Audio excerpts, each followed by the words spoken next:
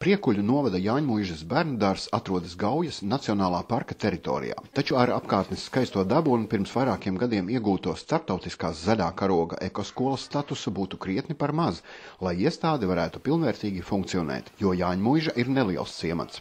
Mēs atrodamies ciematā, kurš nav centrā, un lai piesaistītu bērnus, lai viņi nāktu pie mums bija ar kaut ko jāatšķirās, ar savu attieksmi pret bērniem, ar savu izdomu, radošumu, un tad gadu gaitā izveidojās kolektīvs, un ar katru dienu vairāk centās domāt par bērniem, par attieksmi pret viņiem, radīt tādu vidi, lai būtu interesanti dzīvot, lai būtu labi gan bērniem, gan pieaugušajiem.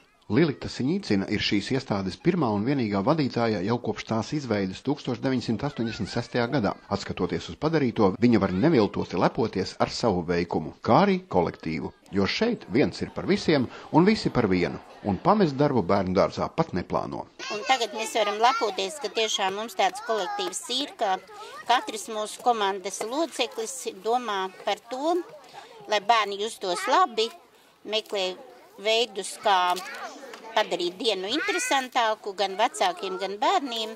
Viennozīmīgi strādāt, izvēlētos šajā bērnudārzā. Ir bijis arī piedāvājumi no citiem bērnudārziem strādāt, bet esmu šeit, jo man šeit patīk strādāt, šie cilvēki, kolēģi.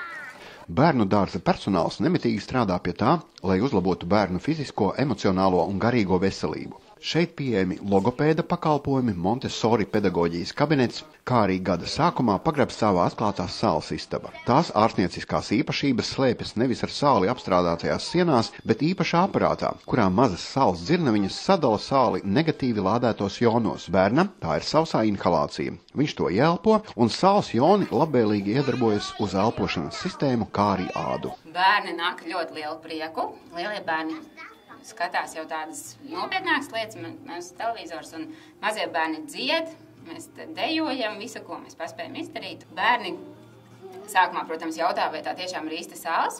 Es saku, ka viņi droši var pagaršot.